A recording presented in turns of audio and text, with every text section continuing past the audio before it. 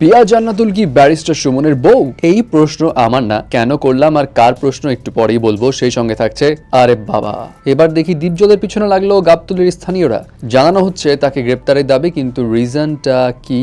প্রথমেই আসি ব্যারিস্টার সুমনের কাছে। সরকার পতনের পর ব্যারিস্টার সুমন কোথায় কেউ জানে না, এবং তাকে নিয়ে মানুষের যে একটা মনোভাব ছিল সেটাও পরিবর্তন হয়ে গেছে বেশ কিছু ভিডিওস এবং তার স্টেটমেন্টের অনেক ভিডিও ভাইরাল হওয়ার কারণে। কিন্তু এখন ব্যারিস্টার সুমন গতকাল অজ্ঞাত এক জায়গা থেকে এক ভিডিও বার্তা প্রকাশ করে, যেখানে তিনি জানান, বৈষম্য বিরোধী ছাত্র আন্দোলন, এই আন্দোলনে কোটা সংস্কারের জন্য আমি সবসময় আপনাদের সাথে ছিলাম, এবং এটাতে যারা আহত নিহত হয়েছেন তাদের পক্ষেও, এই বিচারের পক্ষেও আমি ছিলাম।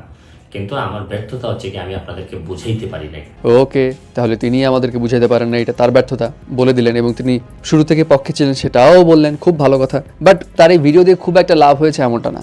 এখনো কমেন্ট সেকশন দেখলেই বোঝা যায় যে জনগণ অ্যাকচুয়ালি তাকে আর আগের মতো অ্যাকসেপ্ট করছে না, হোয়াট এভার। কিন্তু প্রশ্ন হলো, ব্যারিস্টার সুমন কোথায় আছে এখন? এই কথা কে জানতে পারে? তো খুব স্বাভাবিক অনেকের মাথায় নাম আসবে পিয়া জান্নাতুল, কারণ এর আগে পিয়া জান্নাতুলের সঙ্গে তিনি কাজ করেছেন, এবং বেশ কয়েকটা ভিডিওতে পিয়া জান্নাতুলের সঙ্গে ব্যারিস্টার সুমনকেও দেখা গেছে। এবং গণমাধ্যম থেকে পিয়া জান্নাতুলকে জিজ্ঞেস করা হয় ব্যারিস্টার সুমনের কোনো খোঁজ খবর তিনি জানেন কিনা। এর উত্তরে গণমাধ্যমকে তিনি জানান, আমি তো আর তার বউ লাগি না, তার বউকে খুঁজে পান, তাহলে তার কাছে ওনার সম্পর্কে জানতে চান, আর মনে করেন আমি যদি জানি তাহলে কি আপনাকে বলবো?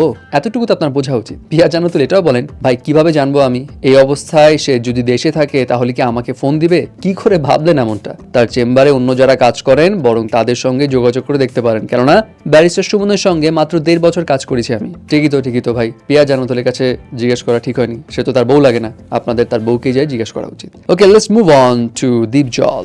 মনোয়ার হোসেন দীপজল সম্প্রতি বৈষম্য বিরোধী ছাত্র আন্দোলন নিয়ে একটা বার্তা দেয়। তিনি বলেন তার 2 ছেলে শামদান মনোয়ার অমি ও সামির মনোয়ার অংশ নিয়েছিল বৈষম্য বিরোধী ছাত্র আন্দোলনে, এবং দীপজল জানান, আন্দোলনে আমার 2 ছেলেও আপনাদের পাশে ছিল।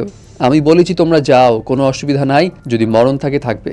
এখন কথা তো খুব সুন্দর, বাট দীপজলের এই বক্তব্যের পর ক্ষুব্ধ হয়েছে গাবতলীর স্থানীয়রা। তারা শুরু করেছে বিক্ষোভ মিছিল, তাকে গ্রেপ্তারের দাবি জানিয়েছে, কারণ তাদের দাবি হচ্ছে দীপজল বৈষম্য বিরোধী ছাত্র জনতার আন্দোলনে তার ছেলেদের যে সম্পৃক্ততার কথা বলছে সেটা একটা মিথ্যাচার, এবং এই মিথ্যাচার করে তিনি শহীদদের সঙ্গে চরম কৌতুক করছেন।